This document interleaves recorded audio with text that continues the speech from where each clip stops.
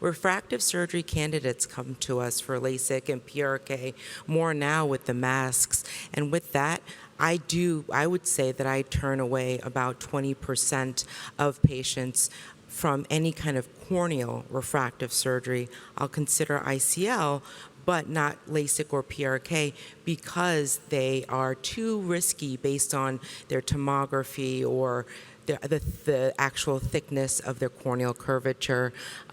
Nicole, would you say 20% is about right, or are you more conservative? Yeah, I think that's about right. I mean, what I love about where we're moving with screening is that I don't have to have a gut feeling about it anymore. I can actually use evidence to help me. Yeah. So, but I absolutely agree. I think it might be 25% in my practice. Gotcha.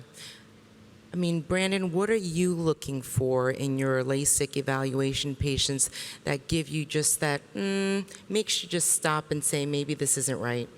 I think I say that more than 20% because there's almost always something funny, and I always tell my LASIK patients what we're looking for is the perfect eye, and then we're going to operate on it to make it a little bit better. So I don't like seeing Ks over 46 or 47. I always look at corneal thickness. You always look at the topography and of course and the profiles of the cornea, and in the family history. And I've caught more than one patient who will come in and say, yeah, my mom, my dad, my brother has keratoconus.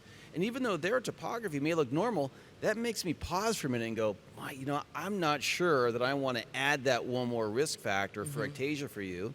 And I talk about ectasia to all of our patients. I mean, every single one of them knows that they're going to get dry eye and there is a risk of ectasia. No way that I want to have a patient come back with a problem that I didn't describe to them. They have to know that that's a risk, even though I tell them it's about 1 in maybe 10,000. Right. And, I mean, for me, I'm always looking at the Balin Ambrosio display that's on the Pentacam, which is a nice profile.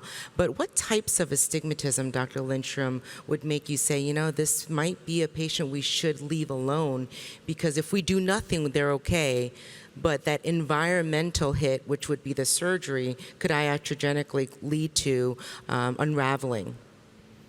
Well, progressive astigmatism is certainly common in keratoconus, and another, classical sign that any eye care provider can find is that you can't refract the patient to a good end point. That's 2020 or 2015.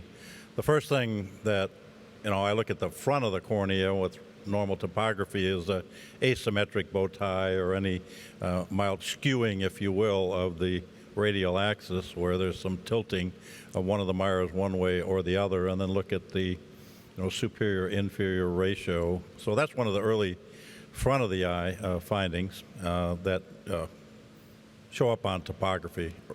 Yep. Another finding is, this kind of truncated bow tie. Yep. That's exactly what I was going to say. I was going to say the truncated bow tie makes me so nervous. I'll let you finish because it was your idea first. So can you describe what you mean by a truncated bow tie? Go ahead. So the truncated bow tie looks like regular astigmatism, and it usually comes from that central apical cone. Sometimes the K can be 46 or 47, and it looks fairly regular, and they can refract well.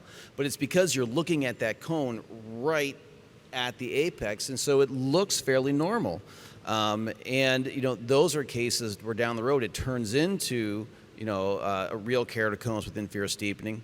And I'm just always concerned that I'm going to do laser vision correction on a patient with an apical bow tie and end up with ectasia. Right, absolutely. So those are patients where any of these patients that make me say, I think genetic testing is very helpful, and it can make or break whether I'll do refractive surgery, PRK, or anything to some of those patients. Sure.